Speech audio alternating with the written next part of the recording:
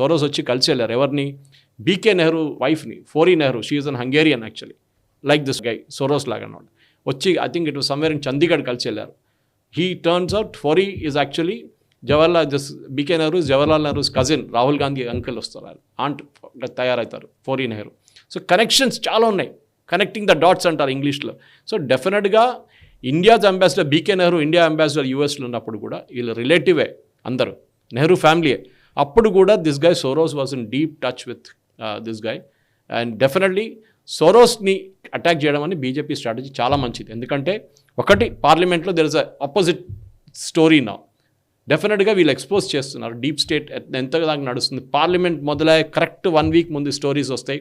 అది పెగాసస్ నుంచి, రఫేల్ నుంచి, మన హిండన్బర్గ్ రిపోర్ట్ నుంచి, అదానీ నుంచి, మిగతా అన్నిట్లో ఎగ్జాక్ట్లీ 1 వీక్ బిఫోర్ పార్లమెంట్ ఇది వస్తుంది.